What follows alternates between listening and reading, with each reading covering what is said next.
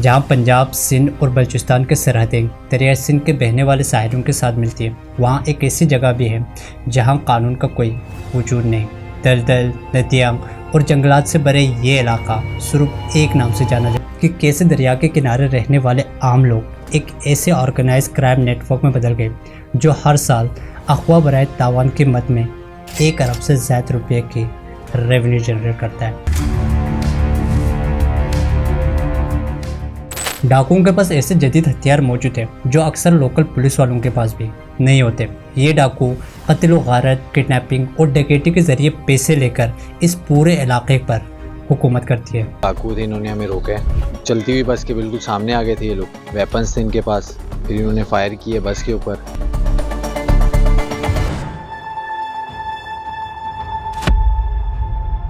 इस इलाके में डाकू कल्चर एक रात में पैदा नहीं हुआ, बल्कि इसकी जड़ें पुराने जागीरदाराना निज़ाम, जुल्म और नाइंसाफ़ी से जुड़े हैं। 1950 और 60 में यहाँ के लोकल्स, वडेरे और जागीरदार गरीबों पर बड़ा जुल्म करते थे। गुर्बत, ज़मीन के झगड़े और कबीलों के दुश्मनों की वजह से बहुत से लोगों ने अपना घर बार छोड़कर दरिया सिंध के इन घने जंगलों में आकर छुप गए। इस इलाके के जोग्राफी इन डाकुओं की सबसे बड़ी डाल बन गई। जब मानसून में दरिया सिंध में सैलाब आते हैं तो रास्ता मुकम्मल ख़त्म हो जाते हैं और ये पूरा जंगल छोटे छोटे जजीरों में बदल जाता है। अगर पंजाब पुलिस किसी गैंग का पीछा करती तो ये कश्ती में बैठकर दरिया पार करती और सिंध के हुदूद में दाखिल हो जाते। सेम इसी तरह जब सिंध पुलिस भी किसी गैंग का पीछा करते तो ये पंजाब के हुदूद में चले जाते और दोनों सूबे के पुलिस भी जुरिडिक्शन यानी सरहदी मसले की वजह से रुक जाती और डाकू दोनों साइड से बच निकलने में कामयाब हो जाता था।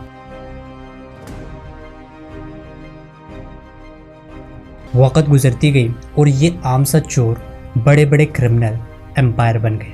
पारो चांडियो गैंग से लेकर मॉडर्न डाकू के छोटू गैंग, नजरू गैंग और लाडी गैंग तक इन डाकुओं ने जंगल के अंदर अपनी एक अलग रियासत बना ली जहां कानून का दाखिल होना नामुमकिन था। लेकिन मॉडर्न दौर का डाकू सिर्फ जंगल में छुपने वाला कोई अनपढ़ मुजरिम नहीं, बल्कि ये लोग अब टेक्नोलॉजी और इंटरनेट के इस्तेमाल में भी बहुत माहिर हो चुके हैं। आजकल इनका सबसे खौफनाक हथियार सिर्फ कलाशनकोफ नहीं बल्कि स्मार्टफोन भी है। ये डाकू सोशल मीडिया पर लड़कियों के नाम पर फेक प्रोफाइल बनाते हैं और लोगों को दोस्ती, गाड़ी और फ़ोन के लालच में फंसाते हैं। जब नए और भले लोग इनके बुलाने पर दूर दूर से आते हैं तो ये रास्ते में ही गन पॉइंट पर उन्हें किडनैप करके दरिया के पार अपने ठिकानों पर लेके जाते हैं।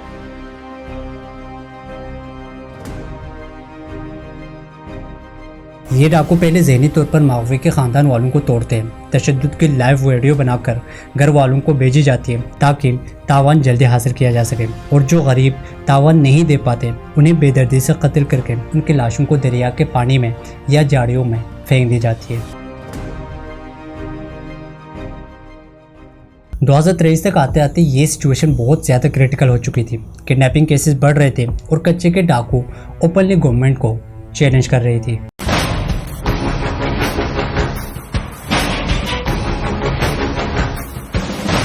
फाइनली गवर्नमेंट ने इस पूरे इलाके में ऑपरेशन करने का फैसला किया।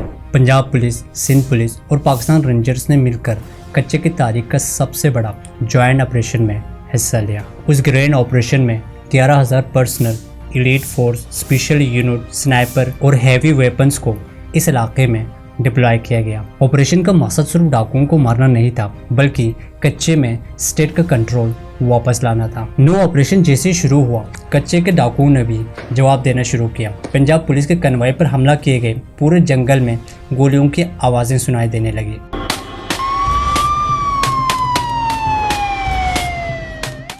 और ये कोई नॉर्मल ऑपरेशन नहीं था, बल्कि गोरिल्ला वॉरफेयर था, जहां डाकू हिट एंड रन के स्ट्रेटेजी को इस्तेमाल कर रहे थे। ये लोग क्या करते थे कि ये पंजाब पुलिस पर हमला करते और वहां से भागकर सिंध के हुदूद में दाखिल हो जाते और सिंध पुलिस पर हमला करके पंजाब के हुदूद में दाखिल होते थे।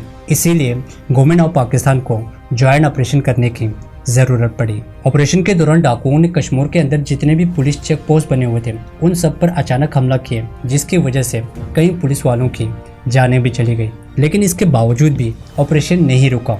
पुलिस और रेंजर ने आहिस्ता आहिस्ता जंगल के अंदर दाखिल होना शुरू किया। रास्ते में जितने भी हाइट और पुलिस को मिले उन सबको डिस्ट्रॉय किए गए, डाकुओं के कैंप जलाए गए और कई खतरनाक क्रिमिनल को भी अरेस्ट किए गए।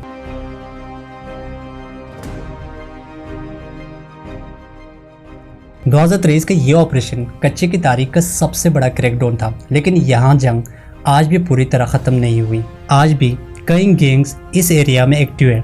आज भी लोग यहाँ से गुजरने से डरते हैं। आज भी किडनैपिंग, अफवाह बरए तावान और क्लैशेस की खबरें सामने आती रहती हैं।